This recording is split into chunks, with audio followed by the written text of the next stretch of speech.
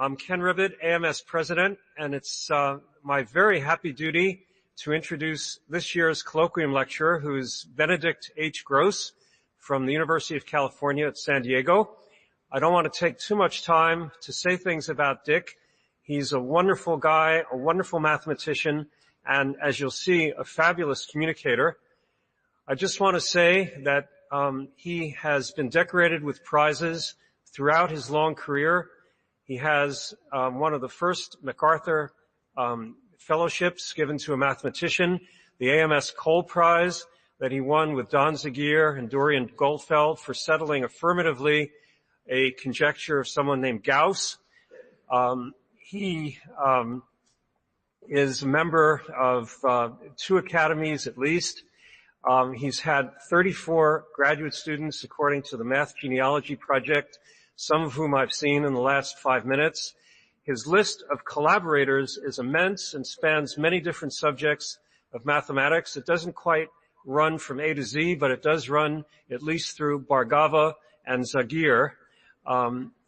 Dick has a wonderful knack for identifying fruitful problems and assembling the tools to tackle those problems, and just consistently gets wonderful results that really shows off the power of mathematics. So Dick, please take over, and we look forward to your very first talk on complex multiplication, which, by the way, is the very same subject as that of your doctoral dissertation written over 40 years ago. Okay.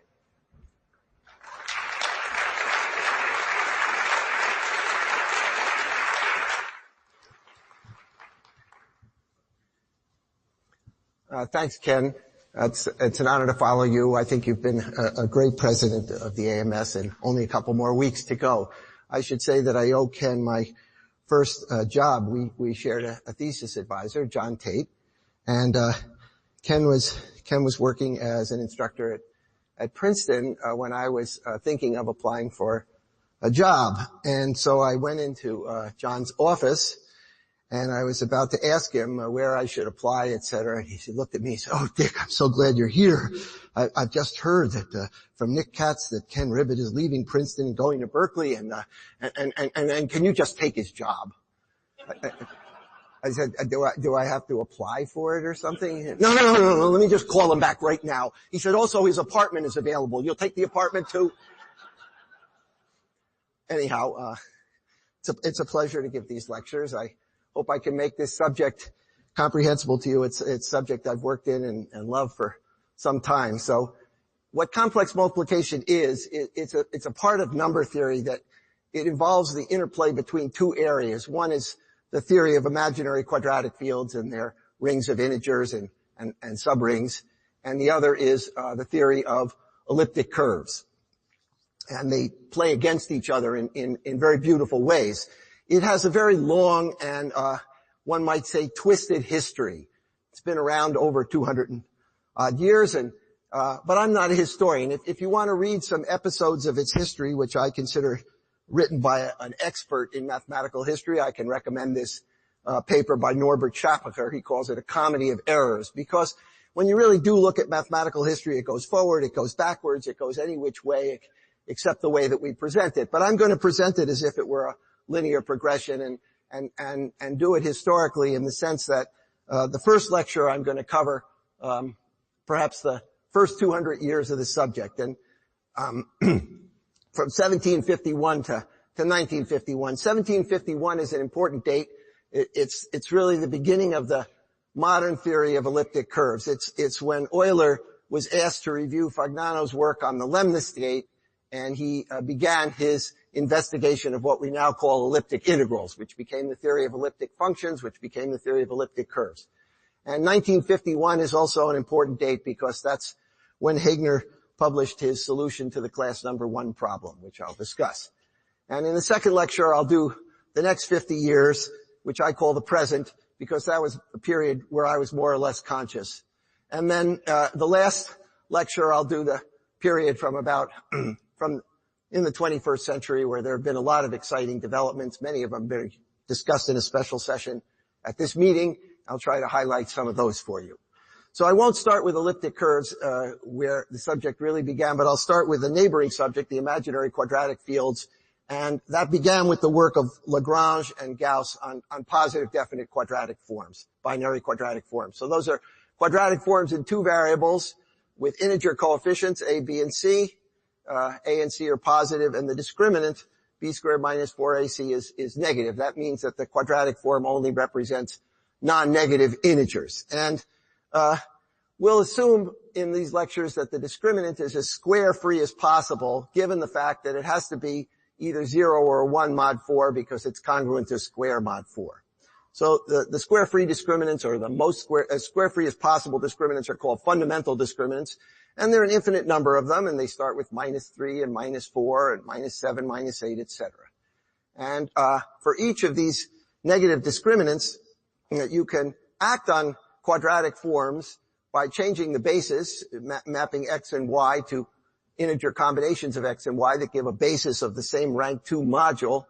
And that changes the coefficients of the form, but Lagrange knew that it didn't change the discriminant. So it acts on all the different possible binary forms of discriminant D.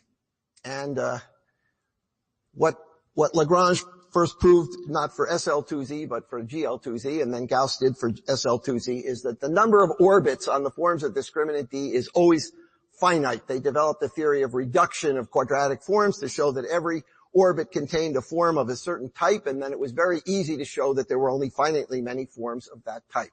And the number of these quadratic forms in an orbit, the number of orbits of SL2 on the binary quadratic forms, is called the class number of the discriminant and denoted H of D. And once you prove something is finite, you want to know how large it is. And Gauss made extensive investigations in the Disquisitiones about these class numbers. So here's a picture of Gauss. He appeared on the German 10-mark bill before they went to the euro. And if you look carefully, let's see if I can show it to you, they have a little normal curve there. Okay? So when they made the 10-mark bill, they went around and they tried to see something of Gauss that would be recognizable to everyone. And of course, they didn't choose his number theory. That would have been nice if they had put up the theorem of quadratic reciprocity or something.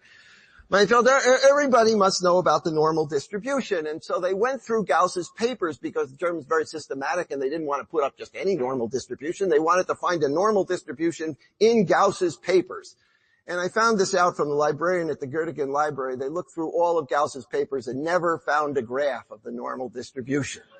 They found many calculations of the integral from a to b of e to the minus x squared dx, but no actual graph. He didn't think about it that way, and so they just drew one. Anyhow, Gauss made the following two conjectures. One was that the class number grew essentially at the same rate as the square root of the discriminant. In particular, as the discriminant got larger and larger, so did the class number. And he conjectured also that the class number was one in only 9 fundamental discriminants, and these are the 9, -3 up to -163. And that problem was solved, as I'm going to show you at the end of the lecture. I'll show you how. But we still don't know, really, that the class number grows effectively at the same rate as the square root of the discriminant. We know it goes to infinity now with the discriminant, but not at the same rate as the square root. What he was able to prove was the theorem on average, that if you sum the class numbers for all discriminants of absolute value less than t, it was a constant times t to the 3/2. So if you sum something which is about x to the 1/2, you'd expect to get something the size x to the 3/2. So that gave evidence for it, and the proof of this was the beginning of the subject we now call the geometry of numbers. All right, now here's some surprising consequences of the fact that the class number when the discriminant is -163 is 1. The first is obvious, that all the forms of discriminant -163 lie in the same orbit, and they're in the orbit of this form, which happens to have discriminant -163.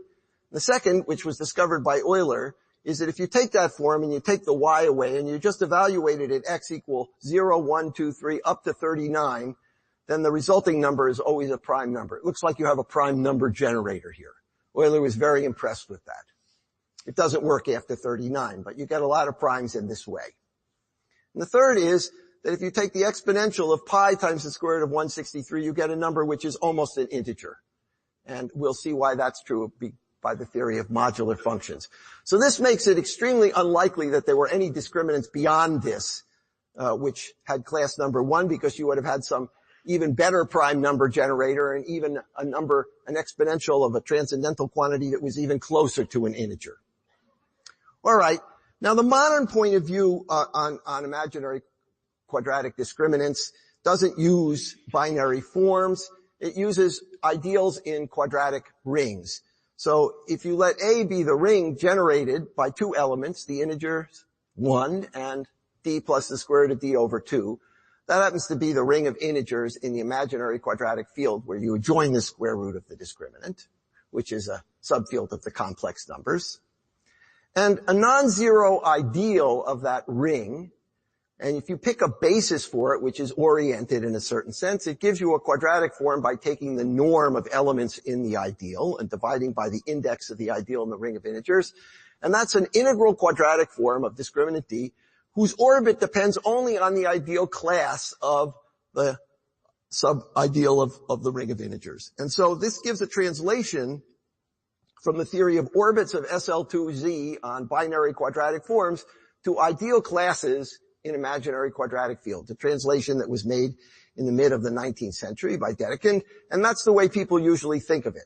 And so this number of binary quadratic forms turns out to be the order of the ideal class group, which I call pick of A, and in particular, the orbits form an abelian group. And Gauss had done this in an extremely complicated way, defining a composition of two binary quadratic forms where the composed form depended only, the orbit of the composed form depended only on the orbits of the original forms. Well, we would now say we just multiply ideals, and if you multiply principal ideals, you stay in principal ideals, so you get an ideal class group. And the class number is 1, that's the class number 1 problem, if and only if the ring of integers is a principal ideal domain, namely every ideal is generated by one element. Well, let's take the first case where it isn't. When D is minus 20, the ring of integers is generated by square root of 5. You don't have unique factorization. All the books show you this factorization. 2 times 3 is 1 plus square root of 5 times 1 minus the square root of 5. But neither factor is divisible by the factors on the other side. So the class number is not 1. It's not a principal ideal domain. And here there are two ideal classes. The class number is 2. One is the full ring of integers, and another is an ideal of index 2. And the two binary quadratic forms I've given over here. There are two orbits.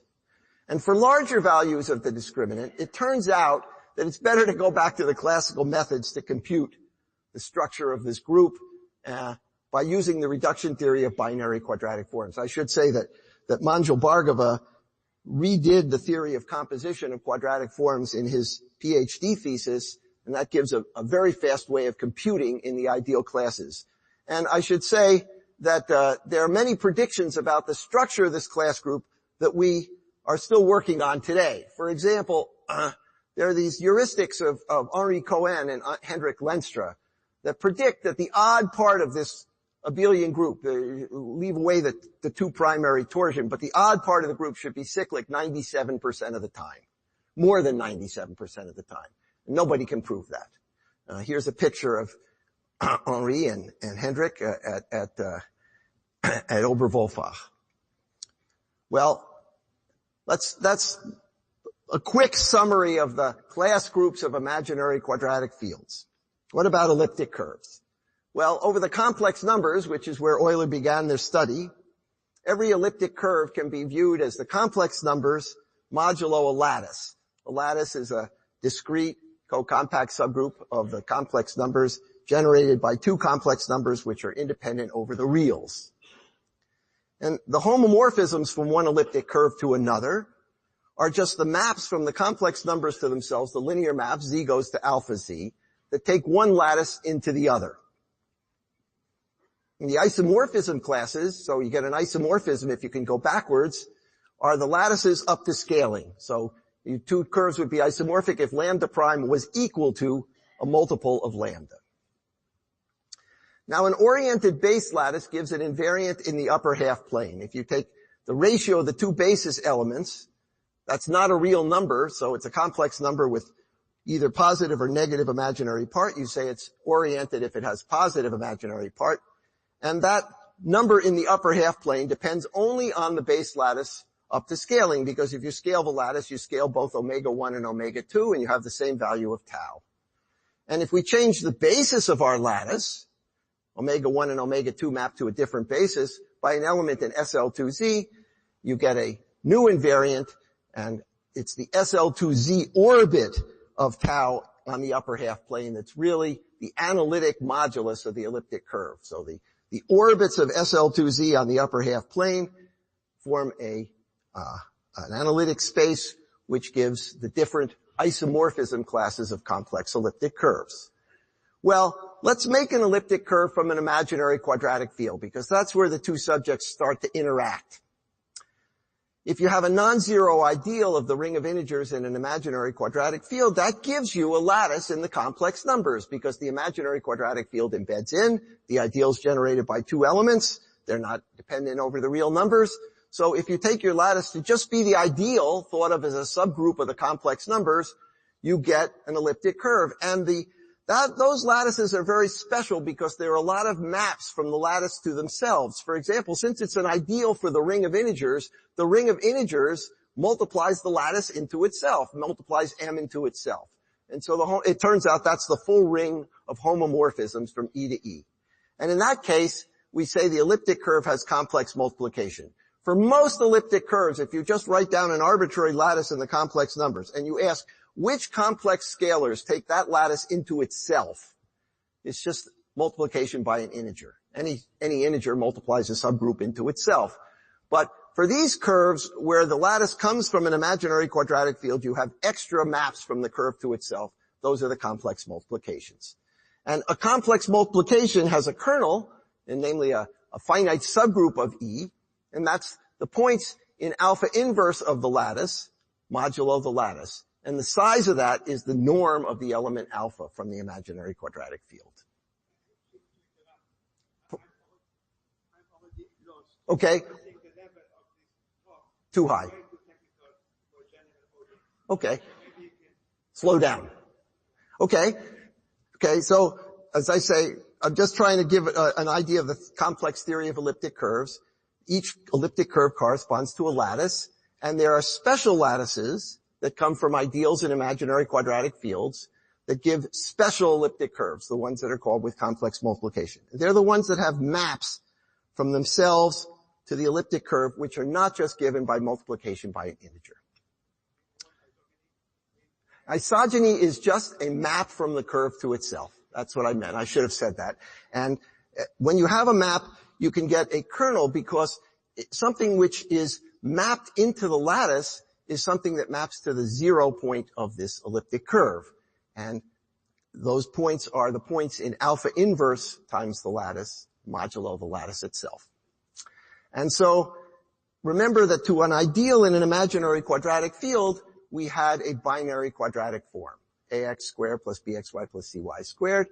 And the analytic modulus of the elliptic curve with this lattice, remember the analytic modulus was the ratio of the two generators of the lattice, is this point in the upper half plane which solves that quadratic equation. Namely, it's minus b plus the square root of the discriminant over 2a.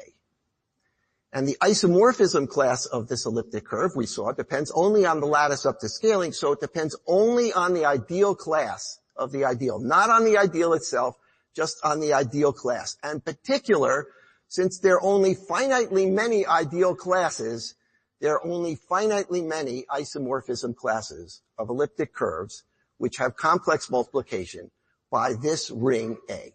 That's the fundamental thing we're going to use.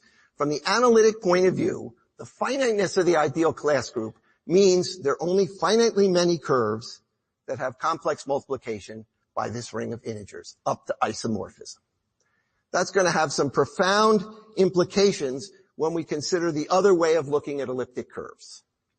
Because the theory of elliptic functions, as developed by Euler and later Eisenstein and Weierstrass and Kronecker, gives another way of looking at elliptic curves entirely. Instead of the complex numbers modulo the lattice, they show that using elliptic functions, namely functions on the complex numbers that are periodic with respect to the lattice, you can embed the elliptic curve in the projective plane. And the image satisfies a cubic equation. So elliptic curves have, in one sense, an existence as the complex numbers by lattices. That's an existence in complex analysis. And they also have an existence in algebraic geometry as cubic equations in the projective plane. And the coefficients of that cubic equation come from the lattice. And Weierstrass proved that the coefficient of z squared x, G2, is the sum over the non-zero elements in the lattice, 1 over lambda to the 4th power times 60. That's a convergent sum. And G3 is 140 times the sum over the elements, non-zero elements in the lattice, lambda to the minus 6th power. And they also proved that if you took this polynomial in G2 and G3, this polynomial in the coefficients, that discriminant was non-zero. That meant that the cubic equation that one got from a lattice turned out to be a non-singular cubic equation in the projective plane. So those are the two ways that an elliptic curve lives. One is a lattice, and that can be constructed from ideals of imaginary quadratic fields, and another as a cubic equation. Okay. If you scale the lattice, remember you get the same elliptic curve, the coefficients of the cubic equation scale because you're summing over the inverse 4th powers or the inverse 6th powers. So G2 scales by alpha to the minus 4th, G3 scales by alpha to the minus 6th, and delta scales by alpha to the minus 12th. And then the miracle is that if you take the ratio of G2 cubed over delta, and you call that J, that depends only on the lattice up to scaling, because both the numerator and denominator scale by alpha to the minus 12th when you scale the lattice. And consequently, this number that you get from the coefficients of the cubic equation is an invariant of the isomorphism class of the curve, just like the SL2Z orbit of tau was an analytic invariant of the elliptic curve. Okay. If you have any automorphism of your complex numbers and you conjugate the coefficients of the equation, then since J is a rational function of the coefficients, it conjugates in the same way. So if you call the curve E sigma, let's see if I can do this, the curve with these coefficients, then the J invariant of E sigma is the J invariant of E conjugated by sigma. Okay. Now, in the algebraic geometry part of the world, we saw a homomorphism from one elliptic curve to another in lattices was just multiplied by scaling the lattice. But in the algebraic geometry part of the world, a homomorphism is the embedding of the function fields, the fields of functions on F into the fields of functions on E. So it's given by rational functions, x prime and y prime, call them R and S, such that x prime and y prime satisfy the equation for the elliptic curve F, the cubic equation for F, whenever x, y satisfy the cubic equation for E. That embeds the function field of F into the function field of E. And in particular, if we conjugate the coefficients of these rational functions by any automorphism of the complex numbers, it gives a homomorphism from the conjugate curves to the other conjugate curve. Well, this says that if a curve has complex multiplication and you conjugate the coefficients of the homomorphism from E to E, we get a homomorphism from E sigma to E sigma. And in particular, E sigma, the conjugate curve, also has complex multiplication because it has these additional maps from it to itself. If E had additional maps, so does E sigma. Okay. Well, that says there are only finitely many isomorphism classes with complex multiplication because they correspond to the ideal classes of A. And so the conjugates of this J invariant lie in a finite set of cardinality, the class number. So if you take any automorphism of the complex numbers and you conjugate J by that automorphism, you land in this finite set of the J invariants of elliptic curves with complex multiplication.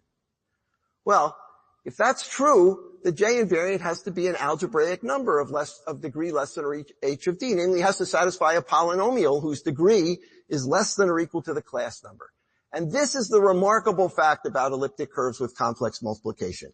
They start off as being defined as completely analytic objects.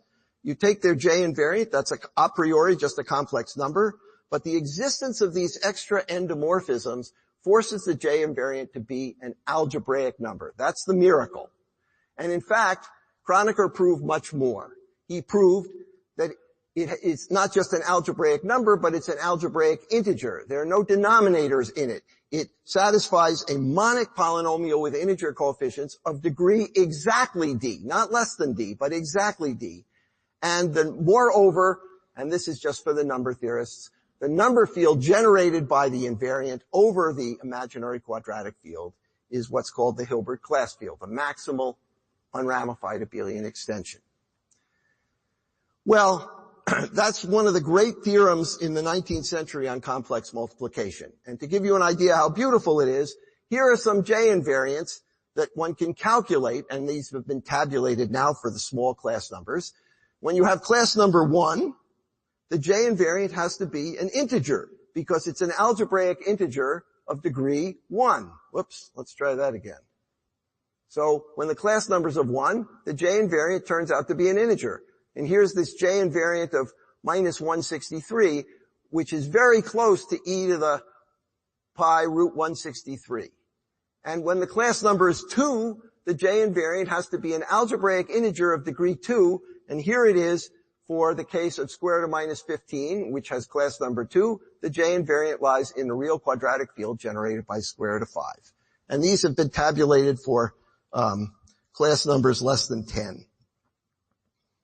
Now, these j-invariants with curves of complex multiplication are called in the classical literature singular moduli. And one of the things Zagier and I found, which was extremely surprising to us because we thought the theory was all closed by the beginning of the 20th century, was that there's a nice formula for the difference of two singular moduli of different discriminants. And in particular, the only primes that divide them are very small. They have to divide a positive integer of the form dd prime minus x squared over 4, so they have to be less than dd prime over 4. So for example, if you take the two largest cases of class number 1, minus 67 and minus 163, and you take the difference of their j-invariants, you find a number which is enormous, but all of its prime factors are small. And you think things like this would have been noticed because there have been tables of these things lying around for 50 years, but no one had taken a look at the difference and factored them. So we give a formula not only for which primes divide it, but what exponents of the prime divide the difference. This is a picture of Don. At the time I worked with him, which was in the 80s. He defies age. He looks exactly the same today. And when you meet a person like Don Zagier, you quickly come to the conclusion that life is unfair. I met him when I was 25, and he had just turned 24. So we became friends at a young age. I was a second-year graduate student at Harvard, and he was a distinguished visiting professor. So that gives you this idea of the unfairness of life. He really is an example of a fantastic prodigy who continued to produce great mathematics his whole lifetime. He got out of high school when he was 13 and was determined to go to Oxford. So he took the A levels and O levels, even though he was educated in the United States, and applied to Oxford and was told that he couldn't go at 13 because they didn't take any undergraduates who were under 16. So he went to MIT. And he finished MIT in 2 years and then applied to Oxford as a graduate student. And they accepted him when he was 15 because there were no regulations about not taking a graduate student when he was 15. He finished his DPhil thesis when he was 19, went to Bonn to work with Friedrich Hirzebruch, and as I say, by the time I met him in my young 20s, he was already an international hero. All right. Now, we've talked about the j-invariant. That gives the isomorphism class of elliptic curves over the complex numbers. And that says that all elliptic curves over the complex numbers can be parametrized by the points of the complex line, the J line.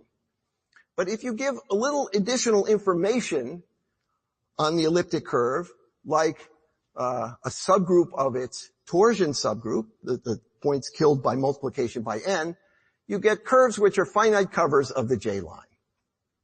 And over the complex numbers, the n torsion on an elliptic curve is a group of order n squared because it's n inverse times the lattice modulo the lattice.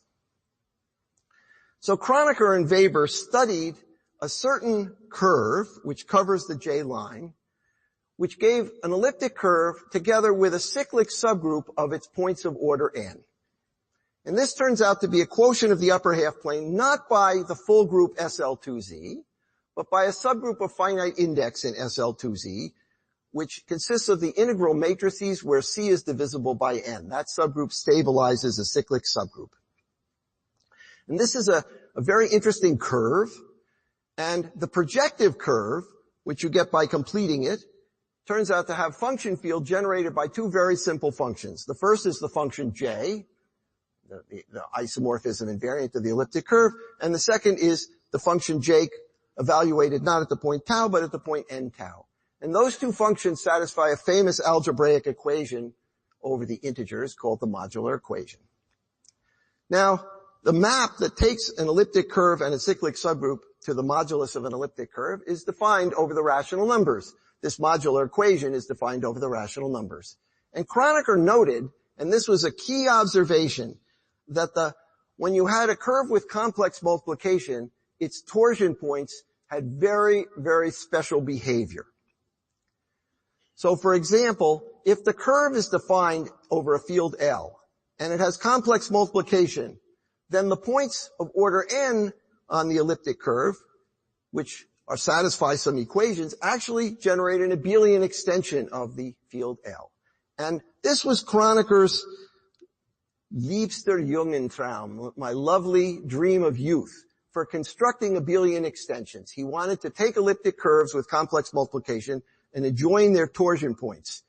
And it led to another wonderful German expression of his Grenzformel, his limit formula, which related these abelian extensions and the units in these abelian extensions to the first derivatives of certain infinite series. And the infinite series were like the zeta function, but instead of n to the minus s, you took a binary quadratic form and evaluated it at the minus s, and you summed over all m and m, which were non-zero. So these are two of the great results of 19th century theory of complex multiplication. The first being the construction of abelian extensions, and the second relating the units in those abelian extensions and their logarithms to values of these L functions. Here's a picture of Kronecker. He looks a little like a banker, but he in fact was a very inventive mathematician of the second half of the 19th century. Now, I want to tell you how you can formulate some of Kronecker's results in a slightly more modern way. So we assume that the curve has complex multiplication, and the smallest field it can be defined over is this Hilbert class field, because that's the field generated by its j-invariant. And the j-invariant certainly is in the field of definition of the curve. If you assume more, that the primes which divide n being what's called the conductor of the curve, the primes which has bad reduction, are split in the ring of complex multiplication, then you can find cyclic subgroups which are defined over the same field. That's the remarkable thing. You don't have to go any further. And so you get points on the covering curve x0 of n, elliptic curves and cyclic subgroups, above the point j of e, which are defined over the same field as the point j of e. So generally when you have a covering of curves like this, and you have a rational point on this curve, if you look at the points in the fiber of the covering, the whole fiber is defined over the rational numbers, but there's no reason for any point in the fiber to be defined over the rational number. But these remarkable properties of torsion points on curves with complex multiplication mean that for certain cases, you can actually get points on the curve x0 of n defined over the same field. And these points are integral, too. They have a remarkable property that, just like the j-invariant is an algebraic integer, these points have no intersection with the cusps when you reduce them modulo any prime p. And these points are now called Heegner points, because a German mathematician of the 20th century, Kurt Heegner, used these ideas to show that there were really only 9 imaginary quadratic fields that had class number 1. And I'm going to end with an attempt to show you, using these Heegner points, how his argument went.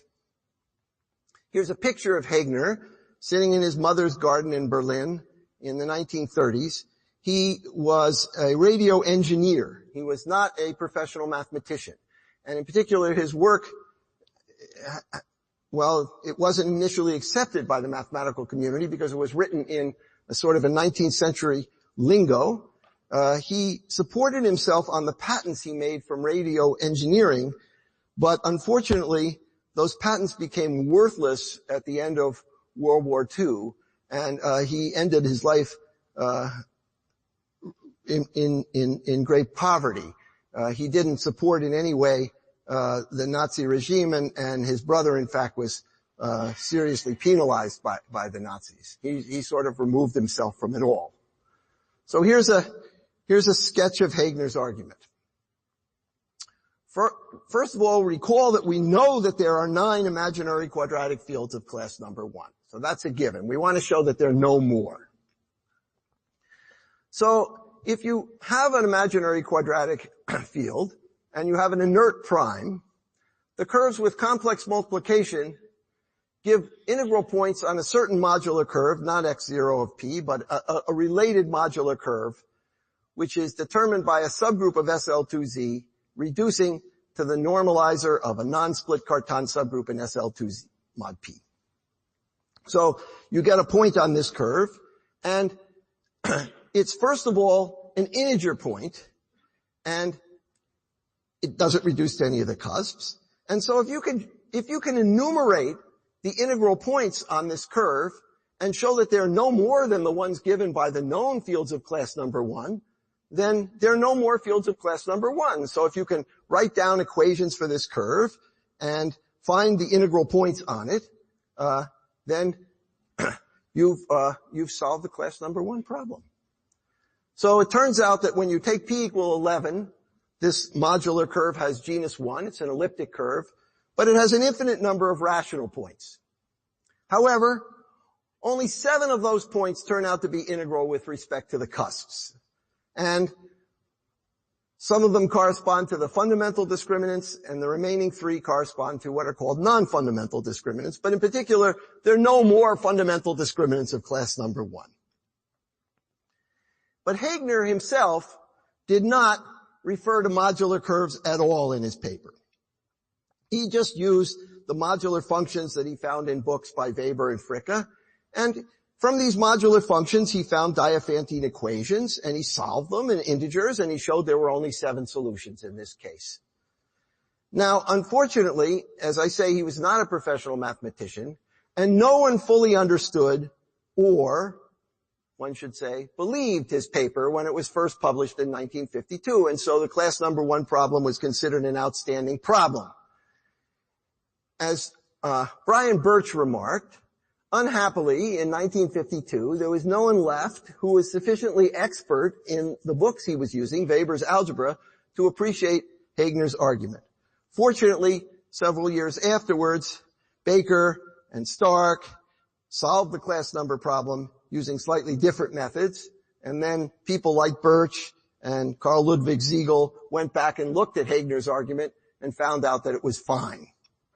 So I think he should really get credit for it. He was really working outside the mainstream. It was a miracle that he even got the paper published in Mathematische Zeitschrift. Now, this situation would change dramatically in the next 50 years. There'd be a resurgence of interest in complex multiplication, a resurgence of interest in the modular curves, in modular forms, and in particular in L functions of elliptic curves. And that's what I'm going to talk about in the next lecture. I'm going to do the next 50 years, which was a real explosion of interest. So we'll study how to define the L function of an elliptic curve over the rational numbers, what the Birch-Swinnerton-Dyer conjecture says about the L function and how it's related to the rational points on the curve. We'll study how that L function is related to modular forms. And then we'll see how the theory of complex multiplication, when combined with these modular forms, gives us a way to attack the Birch-Swinnerton-Dyer conjecture and produce rational points on elliptic curves over the rational numbers. So I know this is a lot of material. I appreciate that it's difficult to give this to a general audience. I hope you've enjoyed this talk. Thank you for listening. I hope you'll come back for 2 more, or at least 1 more. And so The next lecture will be 1952 to 2002, and the third lecture will be the developments that have occurred in this century. Thanks very much.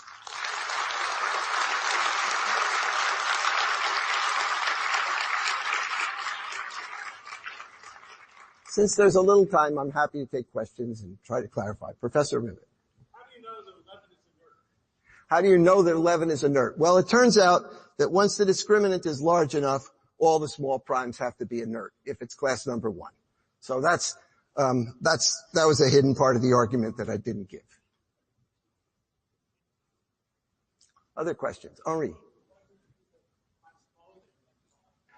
Yes, you can. So, the question, so I said that I used the curve, for p equal 11, which has genus 1. You can use the curve for p equals 7 or even p equal 5, which have genus 0. You have to make sure that there are enough cusps.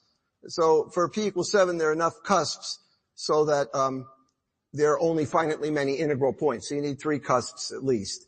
If you get too small a prime, then there are an infinite number of integral points and you can't do anything with it. 11 is attractive because the elliptic curve is one of the first elliptic curves of rank 1. And just, I mean, the existence of many integral points suggests that there'll be an infinite number of rational points. You won't get away for free. Other questions? Okay, well, there's a question here. One more. Why was it that there were 9 fields with class number 1 and imaginary by only 7 points? Because the prime 11 is not inert in all of the imaginary quadratic fields of class number 1. You only get the primes, the fields of class number 1 where the prime 11 is inert, gives integral points on those curves. And if the prime splits, like for square root of minus 7 or something like that, then it doesn't give a point on that curve. But as I said to Ken, once the discriminant is large enough, in particular larger than minus 163, the prime 11 is forced to be inert in class number 1. Okay, see you all tomorrow.